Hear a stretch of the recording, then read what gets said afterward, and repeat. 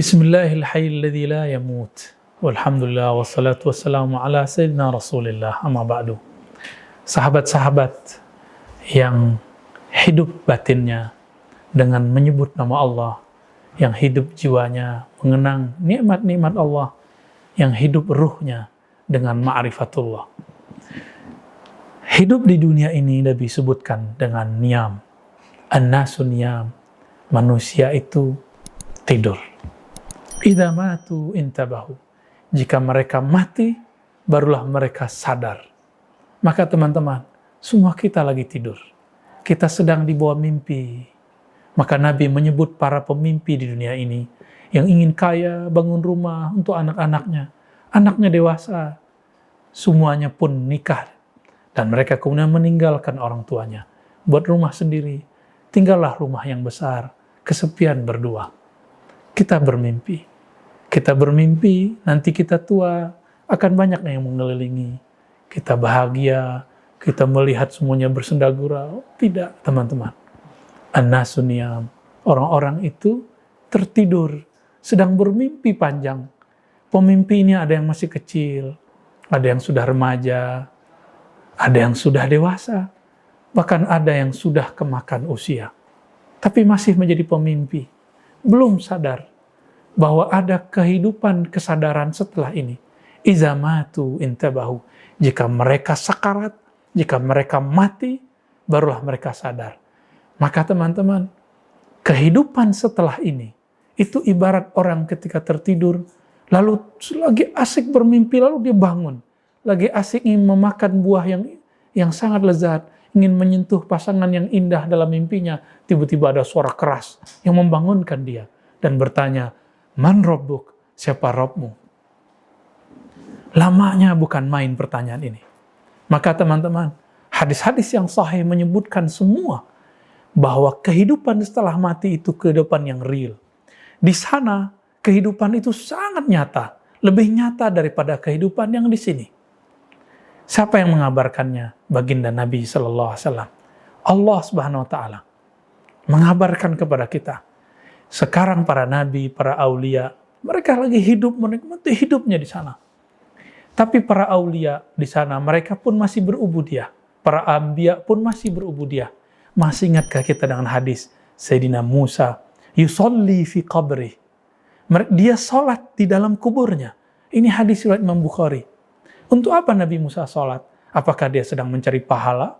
Kenapa dia sholat sendiri? Kenapa dia tidak sholat di masjid sehingga dapat 27 rakaat? Kenapa dia sholat sendiri di kuburnya? Apakah Nabi Musa tidak tahu hadis mengenai keutamaan sholat jamaah itu 27 derajat? Bukan, teman-teman.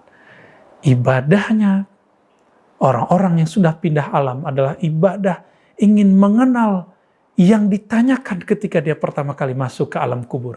Para nabi, para aulia, syuhada tidak ditanya dalam kuburnya. Yang ditanya cuma mukmin biasa dan yang terindikasi munafik. Semoga kita terbebas daripada kemunafikan.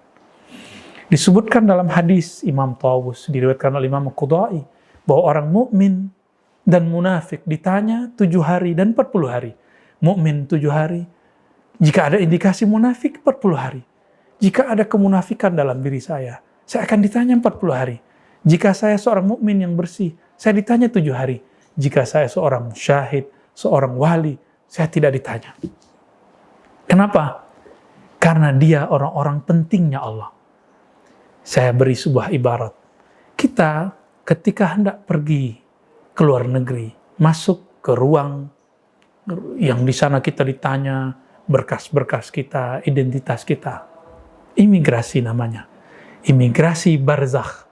Lebih berat dan lebih lama daripada imigrasi yang dulu mungkin teman-teman pernah tertahan di satu negara. Bahkan mungkin pernah dideportasi, dipulangkan kembali. Bagaimana mungkin kita dipulangkan lagi dari alam barzakh yang ada kita disiksa. Siksaannya adalah ketika tidak mampu menjawab. Menunggunya bukan main lamanya. Teman-teman yang melakukan Allah. Maka kehidupan di sana adalah kehidupan ma'rifatullah. Inilah yang dikatakan dalam hadis tadi. Ketika orang masuk ke dalam kubur, tidak ditanya kamu sholat berapa, kamu udah zikir berapa, kamu udah khatam berapa. Yang ditanya, man rabbuk, siapa Rabbmu? Man di situ adalah pertanyaan ma'rifatullah, mengenal Allah. Inilah kehidupan yang kita cari. Mari kenal Allah di bumi ini ketika ruh masih di badan. Ketika ruh nanti sudah berpisah dari badan, tubuh ini mati, Allah mengatakan kullu nafsin dha'iqatul maut. Setiap nafs jiwa pasti mati. Ruh tidak pernah mati. Meninggalnya jiwa, berpisahnya sang jiwa daripada badan yang hina, badan kembali ke tanah. Jiwa masuk ke alam barzah. Ruh, jika dia wali Allah, dia dipanggil di sisi Allah inda rabbihim. Jika tidak, dia harus mencari lagi, dan pencariannya lebih susah daripada di alam ini. Mari kunjungi ahli ma'rifatullah. Mari berguru kepada ahli zikrullah. Mari cari orang yang bersanad kepada Sayyidina Rasulullah sallallahu alaihi wasallam. Hidup yang hakiki, hidup bersama Allah yang maha hidup. Wa sallallahu ala sayyidina Muhammad. Assalamualaikum warahmatullahi wabarakatuh.